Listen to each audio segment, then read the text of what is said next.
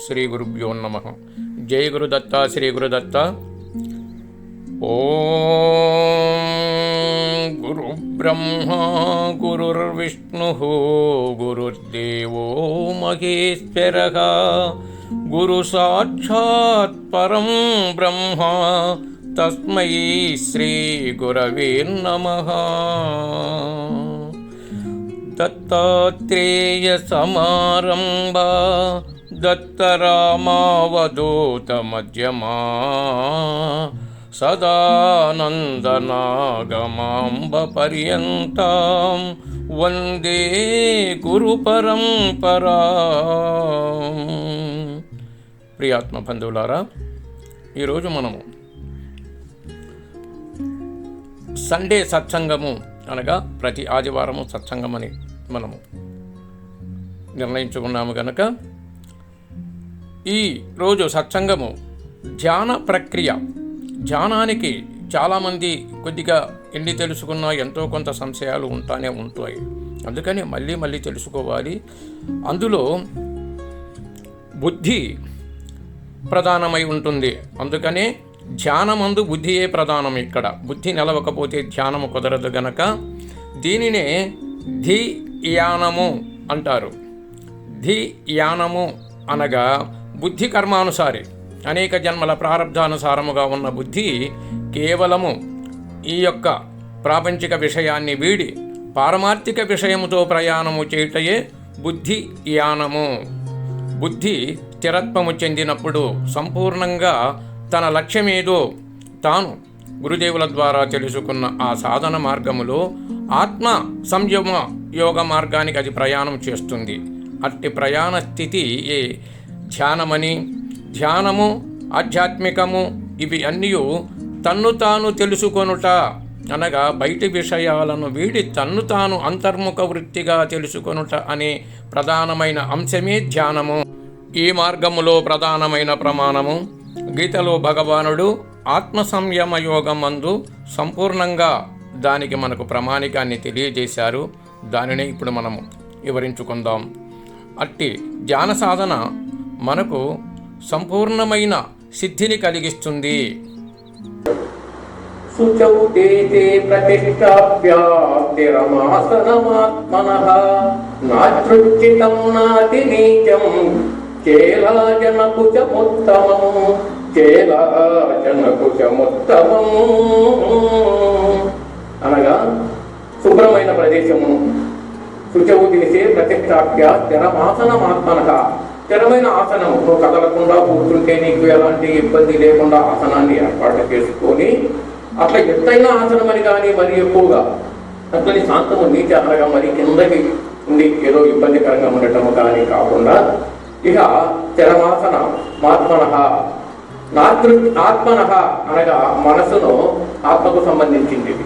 అందుకనే దీన్ని సంపూర్ణంగా నీ హృదయాంతరాలలో నువ్వు నిలబెట్టుకొని నీ హృదయాంతరాలకు స్వామి అయినటువంటి నీ ఆత్మనే నువ్వు ధ్యానం చేయడమే ఇక్కడ గనక ఆత్మనః అనగా సంపూర్ణంగా వివరణించాడు.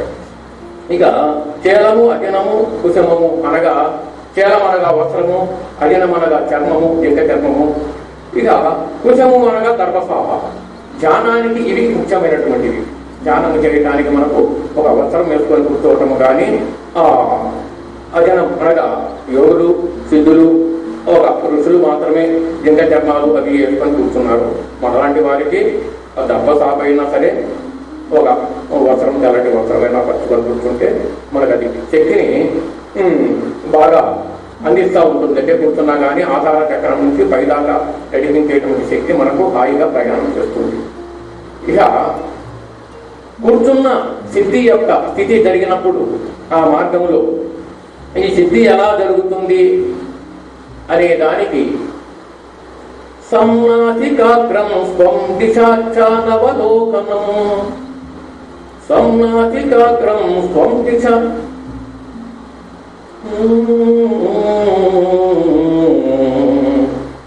అనగా నాసికాగ్రము సమమును చేసుకొని నాసికమునకు అగ్రస్థానము అనగా నాసికమనగా ముక్కు, దీనిపైన అగ్రస్థానము. స్వం దిశాచానవలోకనం. ఇక్కడ ఏది ఏ ఆలోచనతో నీకు సంబంధం లేదు అనగా శ్వాస మీద ధ్యాస పెట్టినప్పటికీ ఈ శ్వాస లోనకి ఎల్లుతున్నది కదా, ఈ ఎల్లుతున్నటువంటి ఈ శ్వాస ఎలా ఉన్నది అని దానిని మననము చేయడం ఒక అత్యంత అవసరమైనది. ఇందులో ప్రత్యేకంగా ఒక విశిష్టత జరుగుతూ ఉంటుంది. మన మనసుకు తెలిసినా తెలియకపోయినా లోన ఈ శ్వాస మనసు కన్నా కూడా అతీతమైంది, మనసుకు సంబంధం లేకుండానే పనిచేస్తున్నది.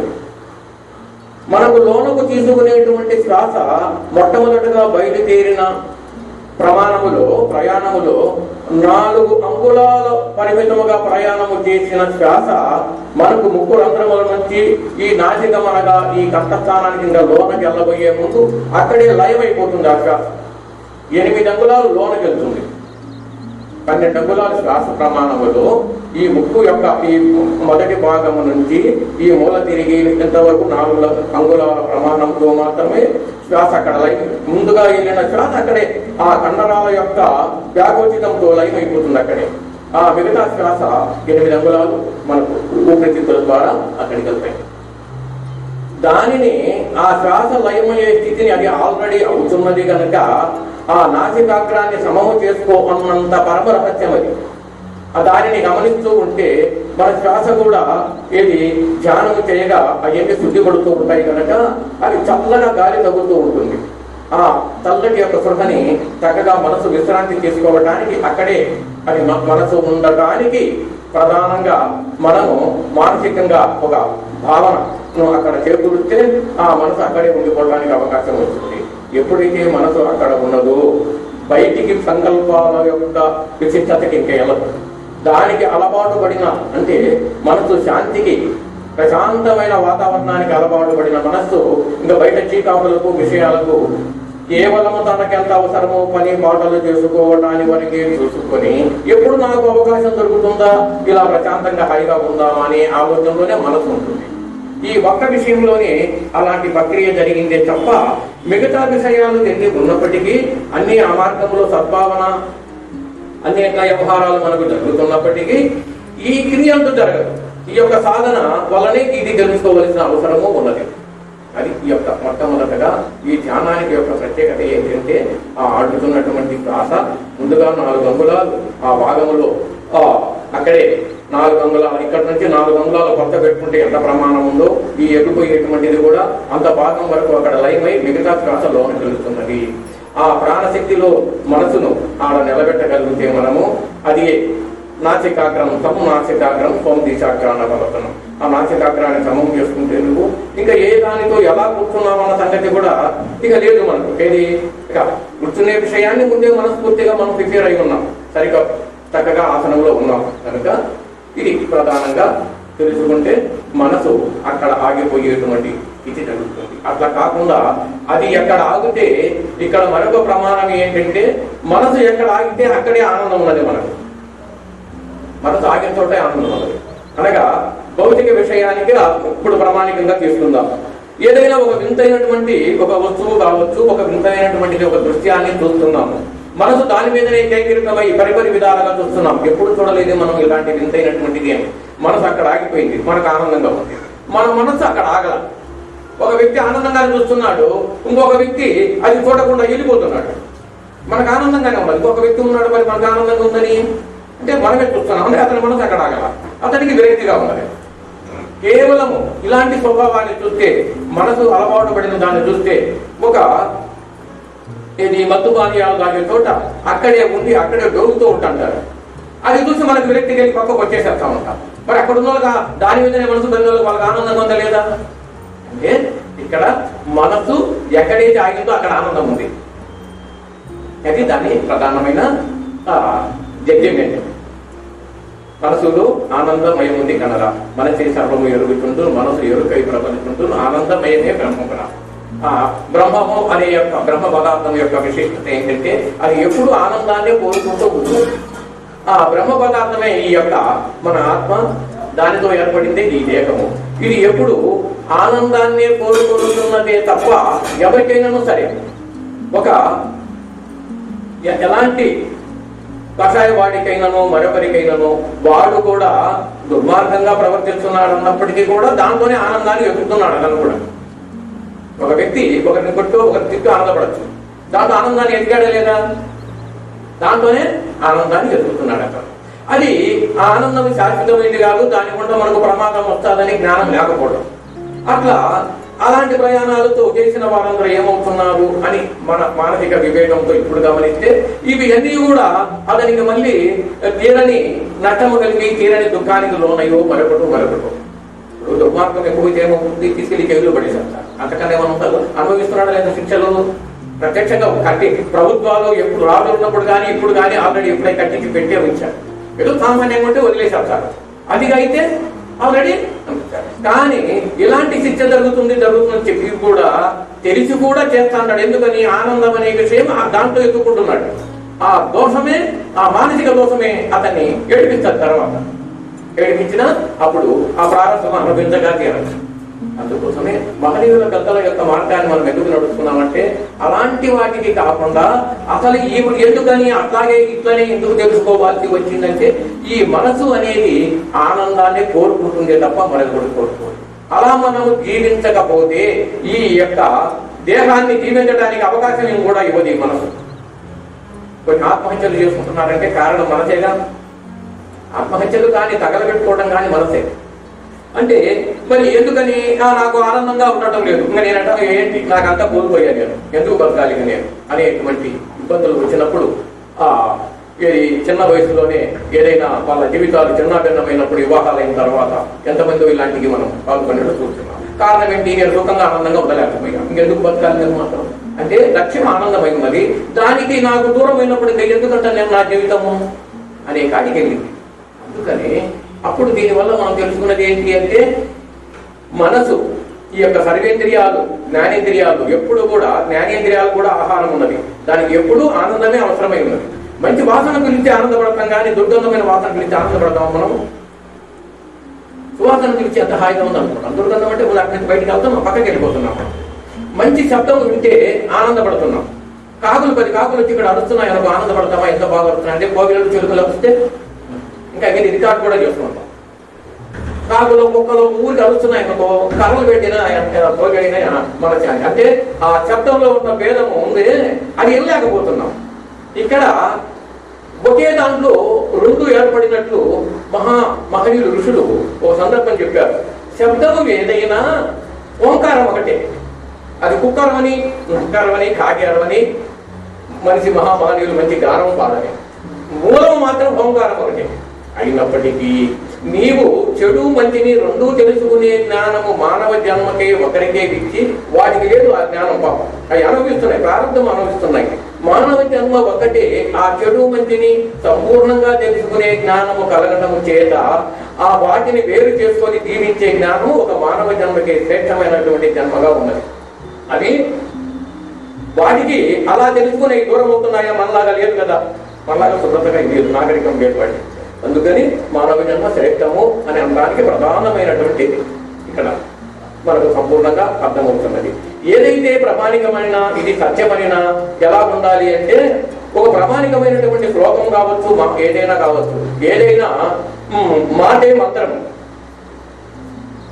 ఇప్పుడు ఏదైనా సరే దానికి మూలం ఓంకారమే అని అనుకున్నప్పుడు ఆకాశంలో శబ్దం, ఆకాశమంతా శబ్దగుణమై ఉన్నది, అదే మూలమై ఉన్నది అన్నట్టు అని అన్నప్పుడు ఇక్కడ ఏదైనప్పటికీ కూడా ఆ యొక్క వేదాలను తెలుసుకొని నడుచుకోవటానికి అంతటి సుజ్ఞానం అనగా నీవు ఆనందంగానే ఉంటూ చెడును పక్కకు పారదోలి మంచినే తీసుకొని ఆస్వాదించి నువ్వు జీవించవలసినటువంటి దానికే ఈ దేహం ఏర్పడి ఉన్నది. ఆనందానికి దూరం అయితే నీ దేహం నిన్ను జీవించడానికి అవకాశం ఇవ్వటం లేదు అన్నదే ప్రామాణికమైన భావన ఇక్కడ తెలుస్తాను. దీనిని మనం ఇందాక చెప్పుకున్నాం కదా, ఆనందాన్ని కోల్పోయాక ఎవరు జీవించడానికి ఇష్టపడలేము. మన సుఖం ఆనందంగా ఒక అనారోగ్యం వచ్చింది బాగా, ఇంక ఎందుకు బయట బ్రతకపోతే ఏమైందంట అని అనుకుంటామా లేదా? అలాంటి పరిస్థితి వచ్చింది. అందుకనే అప్పుడు ఆ యొక్క భావన చేతనే మహనీయులు ఎందరో మనకు ఇంతటి మహత్తరమైన నీ ఉదయతాత్మన ఆత్మానాత్మానం అవసాదయ ఆత్మైవ ఆత్మన బంధున ఆత్మైవ రిపురాత్మన అనే పదం అంటే నీ ఆత్మ చేత అనగా నీ యొక్క మానసిక జ్ఞానం చేతనే నువ్వు ఉద్ధరించబడవలసి ఉన్నది తప్ప మరొకటేమి కాదు. ఇక్కడ ఒకవేళ అలా నీవు తెలుసుకోకుండా దానికి విరుద్ధంగా విదూరంగా నువ్వు తిరగగలిగితే అది నీకు శత్రువుగా మారుతుంది. శత్రువుగా అది మారినప్పుడు నిన్ను రక్షించేవాడు ఎవడో ఉండడు. తను శత్రువుగా తిరగబడింది. ఆనాడు మనల్ని రక్షించే వాళ్ళు బయట వాళ్ళు ఎవరికి సాధ్యపడదు. ఎవరు ఏం చేస్తారంటే బయట వాళ్ళు కూడా ఏం చేద్దామంటే ఎవరికి ప్రార్థన వాళ్ళు అనుభవించక తప్పదు అని చేతులు ఎత్తేసేస్తారు. మన వల్ల ఏముందండి, మరి అతను అక్కడ బాధపడతాడు, మనం చేసేది ఏముందా? అది ఏదో ఒక రూపంగా ఒక మహా మాయా అనేటువంటి విధి ఒకటి ఉంది. దానిని అది ఒక మహాశక్తిగా పనిచేస్తూ ఉంటుంది. కనపడని చెయ్యి, కనపడని అర్థం అన్నిటిలో నడిపిస్తూ ఉండాలి. కనపడని చెయ్యి ఏదో నడుపుతుంది నాటకం, కనపడుతూ నువ్వు నేను ఆడిందల్లా నాటకం అని ఒక సినిమాలో మొట్టమొదటి పాటలోకి రచన సుమారు 45 సంవత్సరాల క్రితం ఇది. తహసీల్దార్ గారి అమ్మాయిలో ఒక హీరోయిన్ పెట్టిన పాటని ఆ రోజు ఒక నిర్మాత ఏంటండి ఆ పాటను అర్థం లేకుండా మంచి పాట ఉండాలి కదా అంటే, లోకానికి ఆ సినిమాలో అయినా ఇప్పుడు ఎందుకు చెప్పుకుంటున్నాను అంటే ఇక్కడ ఆ రోజు ఆయన అన్న మాట పేపర్లో వస్తే నేను చదివాను. లోకానికి యువతి యువకులకు సందేశం, మంచి సందేశాన్ని వాళ్ళు బాగుపడటానికి కేవలం డబ్బు సంపాదించుకోవడమే కానీ నానా రకాలైనటువంటి ఒక మాటలన్నీ పెట్టి గందరగోళంగా తెలియని పాములను ఇంకా రెచ్చగొట్టే మాటలు పెట్టి వాళ్ళ పాములు ఎక్కడైనా కొంత ఇతర వికారమైన మాటలకి ఆకర్షిస్తూ ఉంటారు. ఆటనిగా కలిపి చేయడం కాదండి గొప్పతనము అని చెప్పి దాన్ని ఆయన నచ్చ చెప్తే ఇందని ఆ తర్వాత ఆ రికార్డు ఎక్కడ చూసినా ఆ పాటే హిట్ అయింది. ఆ చిత్రం ఆ పాటతోనే హిట్ అయింది ఆల్రెడీ. అంటే అక్కడ సందేశం ఏంటంటే వాళ్ళిద్దరి యొక్క అభిప్రాయం యువతి యువకులది. నీవు ఏ అమ్మగన్న బిడ్డవో ఎక్కడో అంతకుముందు మా అమ్మ నాన్నలకు మీరు కానీ నాకు ఎలాంటి పరిచయం లేదు. నేను కూడా మా కుటుంబంతో మీ కుటుంబంతో ఎలాంటి పరిచయాలు లేవు. కానీ అక్కడ నుంచి నువ్వు వచ్చావు, ఇక్కడ నుంచి మా కుటుంబం నుంచి నేను వచ్చాను. మన ఇద్దరికి అపారమైనటువంటి ఒక ఉన్నతమైన ప్రేమ కలిగిందే. ఈ ప్రేమను ఇలా కల్పించి మన ఇద్దరికి చేసినటువంటి ఆ కారణకర్త ఎవరు, ఆ విధి ఏంటి? అక్కడ దానిని మననం చేసి ఆ రికార్డు పాడాలి. కనపడని చెయ్యేదో నడుపుతుంది నాటకం, కనబడుతూ నేను ఆడిందల్లా పోటకం. ఈ వ్యవహారికంతో ఏదో మనం అనుకుంటే మనకన్నా ముందే ఏదో ఒక కలుపుతాన్ని మనం అసలు అదే గొప్పది అని అక్కడ సందేశం. అట్లాగే అలాంటి భావాలు ఉత్తమమైనటువంటి చిత్రాలు కానీ కథలు కానీ ఉన్న సమాజం బాగుపడుతుందే తప్ప చెడిపోదు. అట్లా కాకుండా ఇది కేవలం డబ్బే మూలముగా ధనము సంపాదించుకోవడం కోసమే ఇది నానా పాటుపడుతూ జరుగుతున్న పెద్దలు మహనీయులు ఎందరో ఎన్నో శాస్త్రాలు మనకు చెప్పినప్పటికీ సమాజము ఇది ఆశ అనే పాశముతో బంధించబడి ఉంటాడు సామాన్య అందరూ. దానిని కంట్రోల్ చేయాలి అంటే కేవలం పైపైగా చేసుకునేటువంటి వాటి మీద యాత్ర సాధ్యపడదు. ఎన్ని యాత్రలు జరిగినా క్షేత్రాలు జరిగినా మొట్టమొదట మనం విద్యాభ్యాసంగా స్కూల్కి వెళ్ళి ఏమి తిరిగినప్పుడు స్కూల్కి వెళ్ళడం ఒక ఉత్తమమైన మార్గం. అట్లాగే అవి ఎన్ని ఒక మంచి మార్గంలో సద్భావనతో తీసుకెళ్ళడానికి మాత్రం మంచివే. ఈ స్థిరంగా నేనంటే ఎవరు, ఈ మహనీయులు పెద్దలు ఎందరో చెప్పినటువంటి మార్గం అంటే ఏది, అది చిన్నప్పుడే ఈ విషయం మనకు బోధపడగలిగితేనే మనము దీంట్లో పూర్తిగా ఉండగలుగుతామన్నది ఒక ప్రామాణికంగా ఒకటి తెలుస్తుంది. ఇక్కడ వశిష్ఠుల వారికి రామచంద్రుడు 12వ ఏట దశరథ మహారాజు మంత్రోపదేశానికి పంపించాడట. పంపిస్తే ఆ రోజు వశిష్ఠుల వారు రామచంద్రుడితో ఈ ఉపదేశ సందేశంగా చెప్తాడు. రామ, మీ వంశమును మొట్టమొదట వైవత్యమనువు ఆయన యొక్క కుమారుడైనటువంటి ఇక్ష్వాకు మహారాజు వీరిద్దరికి సూర్య భగవానుడు తన సంతానానికి చేసింది ఏంటంటే 5వ ఏట అక్షరాభ్యాసము, 12వ ఏట మంత్రోపదేశము, 16వ ఏట బ్రహ్మోపదేశము, 25 నుంచి పెళ్లి. ఇలా జరగలిగితే మీ కుటుంబాలు నశించవు, మీ యశస్సులు నశించవు. ఆ అష్ట సిద్ధులతో ఏర్పడిన మహాలక్ష్మి ఎప్పుడు వారింట్లో ఉంటుంది. వంశాలు కూడా బ్రహ్మ విద్య ఒకటి, అమృత విద్య ఒకటి. అందుకని వంశాలు అంతరించడానికి కూడా వీలు. అట్లా కాకపోతే అనేక మంది ఈ మహాతత్వాన్ని ఎవరికైతే ఉన్నదో వారికి ఎలాంటి కష్టాలు రావు, ఎలాంటి లేవు. దైవబలం సంపూర్ణంగా వాళ్ళని ఆవగించే ఉంటుంది.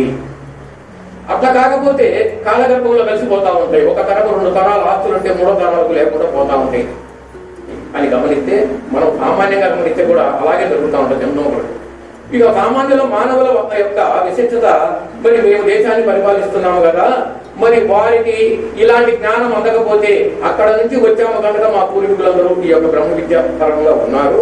మరి సామాన్యుల పరిస్థితి ఏంటి అని చెప్పి గురుదేవ అని అడుగుతాడు. అంటే అప్పుడు చెప్పాడు, ప్రతి కుటుంబంలో ప్రతి వ్యక్తి తాను, తన కుమారుడు, తన మనవడు ఇలాంటి ఉత్తమ తనకున్నటువంటి దాంట్లో సంతృప్తి పడుతూ, తనకెంతన్నా ఒక పూరిపాక ఉంది సంతృప్తి పడుతూ, తన బిడ్డకు మరి ఒక పూరిపాకనైనా తన బిడ్డకు మళ్ళీ యశస్సును కల్పిస్తూ పూజ చేసి అక్కడ ఇది తన కుమారుడిని కూడా అభివృద్ధి చెందడానికి తనకు ఒక నివాసాన్ని ఏర్పరుస్తూ 3 తరాలు గడిచి 4వ తరానికి ఈ విద్యాభ్యాస జ్ఞానంతో ఎవరైతే ఉంటారో వాళ్ళలో 7 తరాలకు ఉద్ధరించేవాడు ఒక ఉత్తముడు పుడతాడు.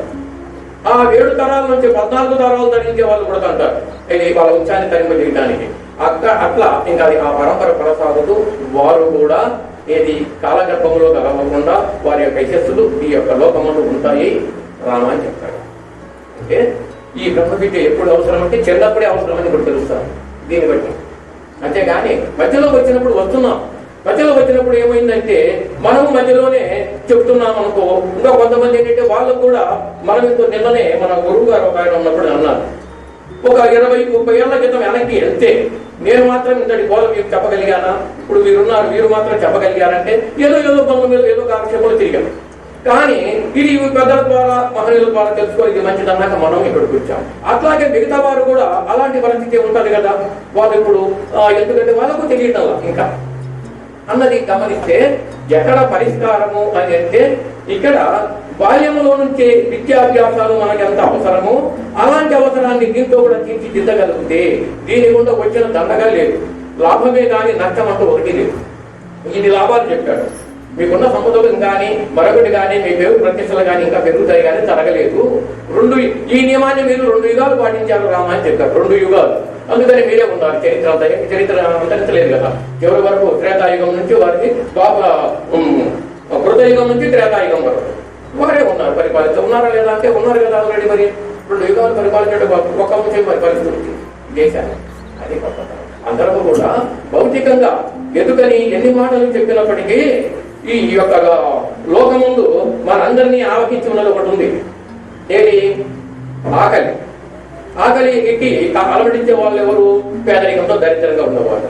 అప్పుడు అన్నిటికన్నా భయంకరమైంది అంటే దరిద్రము, అనగా అన్నము లేక అలవడిస్తూ ఉండటం. అది భయంకరమైనటువంటి అన్నిటికన్నా భయంకరమైనది ఏది అంటే అదొకటి. అలాంటప్పుడు అది ఆవహించినప్పుడు ఈ సిద్ధాంతాలన్నీ చాలా ముందు ప్రాణాన్ని కాపాడుకోవడం ముఖ్యం. అంతేగాని ఈ సిద్ధాంతాలు చెప్తే అవసరమా? ఎన్ని మాటలు చెప్పినా మనం కూడా మీరు ఆకలికి భోజనం ఉంటాయని భోజనానికి వెళ్ళాలి తప్పదు. అది పాటిస్తానే ఉంటాం. అట్లాగే అది శాంతం లోపమైనందుకు మనకు ఇంకా ఏ ఆయురారోగ్య భాగాలలో మనం తిరిగి సంచరించి దీనిని ఎవరికైనా కలవటము చెప్పడము మాట్లాడుకోవడం ఉంటేగా ఇక్కడ ఓపిక లేదు. అందుకని అట్లనే ధనము ఆహార వ్యవహారాలలో బలమైన ఆహారాలు తీసుకొని నానా రకాల తీసుకొని ఏది కేవలం శాకాహారము ఉత్తమమైనటువంటిది అని మన యొక్క పిరమిడ్ జ్ఞాన కేంద్రం తరఫున చక్కటి ప్రచారం జరుగుతూ దానికి ధన్యవాదాలు తెలియజేస్తున్నాను. నేను కారణం ఏంటి అంటే ఆహారం మీద ఆధారపడి ఈ యొక్క గుణాలు ఉంటాయి. సత్వ రజ తమో గుణాలు. ఈ మత్తు పానీయాలు ఇవన్నీ కూడా మాంసాహారాలు అంటే తమో గుణానికి శాంతం తీసుకెళ్తాయి. అందుకని మనం చెప్పినా వినే పరిస్థితి లేదు, దాటిపోయింది. కానీ అది దాటిపోయాక ఇంకా మనం ఏం చెప్పినా వాళ్ళు బాగుపడే పరిస్థితి లేదు. ఇంకా ఈ జన్మ కన్నా ఉండిపోవటమేనా అనిపిస్తుంది. అయితే ఇక్కడ దానిని ఆ సాత్వికమైనటువంటి ఆహార వ్యవహారాలతో బాధ్యావస్థలు అన్ని అనుకూలంగా ఉంటాయి కనుక ముందే దీనిని ఆచరించడం వల్ల ఒక ఉత్తమమైన మార్గము.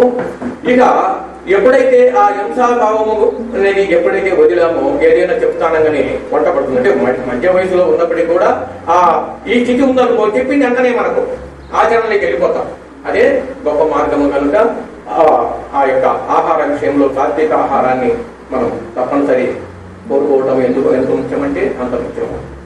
ఇక ఈ గుణాలు అనేవి ఈ రహస్యాన్ని గమనిస్తే ఈ గుణాలే సమస్తము కూడా కృతి ప్రమాణం వచ్చేసరికి ఏమైందంటే ఈ 3 గుణాలతోనే కూడినటువంటిదే ఆ ప్రణవం అనే ఓంకారం. ఆ ఓంకార స్వరూపమైన ప్రణవము ఈ 3 గుణాలతో ఉన్నది. ఈ అధిష్టాన దేవతలు ఈ 3 గుణాలకు కూడా బ్రహ్మ విష్ణు ఈశ్వరుడు అధిదేవతలై ఉంటారు. 3 అక్షరాలు ఉన్నాయి దాంట్లో మనకు. అవే అనేక అక్షరాలుగా మారుతున్నాయి. అవి మాతృత్రయములు అని పేరు దానికి. అంటే తల్లులు మనకు ఈ 3 అక్షరాలే అకార ఉకార మకారములే మనకు మన కన్న తల్లులవే. మాతృత్రయములు అంటారండి. త్రయము తల్లి, మాతృ అనగా తల్లి, మనం కన్న తల్లులవే అన్నది అక్కడ ప్రధానం. అంటే అదే ఈ వృత్తికి మొత్తం కూడా ఆ మహాశక్తి పరాశక్తి స్వరూపంతో పరా అనగా అంతా నిగడీకృతమై శ్రేష్టమైనటువంటి ఆ శక్తి చేతనే ఈ సమర్థం ఇంకా అన్ని ఉద్భవిస్తున్నాయి. ఆ శక్తి అని ఒక ప్రామాణికంగా మనం ధ్యానం చేసుకున్నందుకు మన వరకు మనం వద్దాం. అంతటా ఉన్న నిండి ఉన్న శక్తి అంటూ ఒకటి లేకపోతే మనము నా వరకు నేను నా శ్వాస నా వరకు నేను తీసుకొని ఇదే నన్ను రక్షించగలుగుతా ఉంది, నా మనసు నిలబెడతా ఉంది, నా మీద నేనే ఆధారపడి నేను అని అనుకుంటే అంతటా ఉన్నటువంటి వాయువు లేకపోతే పీల్చుకోవడానికి ఈ శ్వాస నాకెందుకు వస్తుంది? అంతటా ఉన్న వాయువు ఒకటి ఉండాలి కదా, ఉంటేనే కదా మనం పీల్చుకోవడానికి అవకాశం వచ్చింది. అనగా మనం పుట్టినప్పుడు కానీ పుట్టగల ముందు కానీ మనం లేకపోయిన తర్వాత కూడా అంతటా ఉన్నది ఎప్పుడు ఉంది. అది ఉంటే మనం అందరం కలిసి తిరుగుతున్నాం, మళ్ళీ అయినా పడతాం. అనగా ముందు అంతటా ఉన్న బ్రహ్మమునకు పరమాత్మయని, నీలో ఉన్న బ్రహ్మమునకు ప్రత్యేగాత్మయని, ఇనువి ఈ రెంటికి భేదము లేదని, ప్రత్యేగాత్మలు పరమాత్మలు రెండొకటే అని ఈ మూలము తెలియటే బ్రహ్మ విద్య శ్రీ సుబోధానంద తప్ప శ్రీ గురు నామ. అంటే దీనికి మన మూలము మన కన్న తల్లిదండ్రిని ఎంత పూజనీయంగా పూజించాలండి, అంతకన్నా దానిని దూరం చేసుకొని మిగతాదంతా ఏ ధర్మము పనిచేయదని ఎంత అంటామో, లోకానికి పూజనీయులు ఎవరు అంటే తల్లి తండ్రి గురువు దైవం, వీళ్ళు పూజనీయులు అని శాస్త్రం అంతా ఘోషించిందే. కానీ ఇక మిగతా అన్ని సమయానుకూలంగా అనేక రకాల కొన్ని మనం క్షేత్రాలను ఏర్పరచుకోవడం, మనం అందరం కలిసి ఒకటోటి కలడానికి అయి ఉన్నాయి. అవి అన్ని కూడా ఆ క్షేత్రాలన్నీ ఆధ్యాత్మిక కేంద్రాలుగా మారితేనే అది బాగా ఉంటుంది. దానికి ఎప్పుడో ఒకసారి అదే అవసరమై అన్ని అలాగా సాగి మన నరసింహస్వామి గాలిగోపురం దక్షిణ పరమటి భాగాన్ని ఉన్న గాలిగోపురాన్ని కట్టడానికి ఈ మధ్య 1 నెలన్నర క్రితం చాలా ప్రముఖులు వచ్చారు. అందులో ఆధ్యాత్మిక చింతన పండితులను తీసుకొస్తే ఆయన అన్న మాటలు పేపర్లో ఇచ్చారు. ఈ ప్రహ్లాదుడి కోసం నరసింహస్వామి ఉద్భవించారు. ప్రహ్లాదుడు ఎలాంటి భక్తుడు, ఎలా ఉంటే ఆ నరసింహ అవతారం జరిగింది, అట్లాగే ఆయన ఎలా ఉన్నాడో, ఆయన ఎలా అయితే ఆ దైవానుగ్రహాన్ని పొందాడో అంటే అత్యుత్తమమైనటువంటి మహాజ్ఞాన స్వరూపమైన తనలో ఉన్నటువంటి దైవాన్ని, అంతటా ఉన్న దైవాన్ని నిరంతరం స్మరిస్తూ వచ్చాడు ప్రహ్లాదుడు. అందుకని అంతటా ఉన్న దైవం ఆయన కలుసుకుంటే ఆయన ఎదుటే నిలబడి రూపాకారంతో ఆయన అవసరానికి ఇచ్చాడు. అలా ఆధ్యాత్మిక కేంద్రాలుగా ఆలయాలన్నీ మారితేనే దేశం బాగుపడుతుంది అని అన్నాడు. చక్కటి పేపర్లో ఇచ్చారు. ఆ మాటని ఉన్నట్టు చక్కగా మన పేపర్లో ప్రకటన చేశారు. అట్లాగే అలా అవసరం అది. కానీ మొట్టమొదట పెద్దల నిర్ణయం కూడా అదే. కానీ మానవులు రకరకాలుగా ఆలోచనలతో రకరకాలుగా పోయి రకరకాలుగా అక్కడ ఉన్న చెవులు వాళ్ళ జీవనోపాధి కోసం అనేక రకాలుగా ఇవన్నీ పెంచుకోవడం, కోరికలు వీళ్ళు తగ్గట్టు వాళ్ళు తగ్గట్టు వీళ్ళు సరిపోయింది. అది కానీ ఏనాటికైనా రాక తప్పలేదు అనే భావన జరిగి తీరుతుంది. ఆ దైవమే దాన్ని చూసుకుంటుంది. ఆ పని మన వద్దు మనము మన ధర్మాన్ని మనము నెరవేర్చడం మన వద్దు. ఇది తెలుసుకున్నాం ఈ సత్యాన్ని. మన వరకు ముందు మనం స్థిరత్వాన్ని పొందాలి అనేటువంటి ఇక్కడ అంతటా ఉన్నటువంటి దానికి మనలో ఉన్నటువంటి యొక్క తత్వానికి నిరంతరం సంబంధం ఉన్నది. ఆ గృహ చేతనే ఈ యొక్క శక్తి ఈ జీవుడు ఆడుతున్నాడు అనుకున్నప్పుడు ఒకసారిగా మన అంతరంగము నుంచి అంతటా ఉన్నటువంటి యొక్క భావస్వరూపాన్ని మనము సాధనలో ఉన్నప్పుడు ఈ మార్గాన్ని వికాంగ మార్గము అంటారు. మొట్టమొదటిది పిపీలక మార్గం. యోగ మార్గంలో ఈ ధ్యానములో పిపీలకం అనగా చీమ. ఈ చీమ ఎలాంటిదంటే తనున్న చోట నుంచి తనకు ఆహారం కోసం ఒక దారి పెట్టుకుంటుంది. దండులాగా పోతుంటే మనం చూస్తానే ఉన్నాం. అనగా ఆధారం నుంచి ఈ చతుచక్రాల గురించి ఎవరన్నా చెప్పుకుంటూ ఈ యొక్క కుండలి అనే శక్తిని ప్రవేశం చేసుకొని భూమధ్యం దాకా పంపించుట ఇది అనేది ఒక శాస్త్ర ప్రమాణం ఉన్నది. అయితే అది సాధన సాంగత్యంతో మొట్టమొదట తెలుసుకోవలసిన అవసరం మాత్రమే ఉన్నది. కానీ ఎప్పుడైతే మనో నిగ్రహత మనకంటూ కుదిరిందా ఆ తర్వాత ఇక్కడ ఏకాగ్రత గనక అంటే ఫైనల్ గా వచ్చేసరికి మరొకటి ఇక్కడ సూక్ష్మంగా ఒకవేళ కొంతమంది ఇక్కడైతే మనకు అందరూ కూడా విహంగ మార్గంలో శ్వాస మీద ఉన్నాం కనుక ఇదంతా విహంగ మార్గమే. కొన్ని చోట్ల ఈ చక్రాల గురించి ఎవరైనా చెప్పుకుంటా ఉంటారు. అది చెప్తేనే వాళ్ళ సంతృప్తి. అయితే అక్కడ ఉన్నటువంటి ఇది ఏంటంటే ఒక్కసారిగా మనకు ఉన్నటువంటి ఒక ప్రామాణికము అనగా చెప్పటము మన మనసుకు అర్థమైపోవడం అదే ప్రామాణికమైన శబ్దము తప్ప ఏదో ప్రామాణికము ఆ శాస్త్రంలో ఉంది ఈ శాస్త్రంలో ఉందంటే ఇప్పుడు మన మనసుకు నచ్చాలి.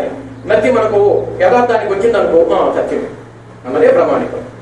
ఇక్కడ ఏ శాస్త్రము కూడా చెడు చక్రాల గురించి ఎవరు వివరించినప్పటికీ కూడా ఆత్మదర్శనం ఇక్కడ ఎక్కడా పెట్టాలి. దర్శనం వచ్చేసరికి ఇక్కడే ఉంటుంది.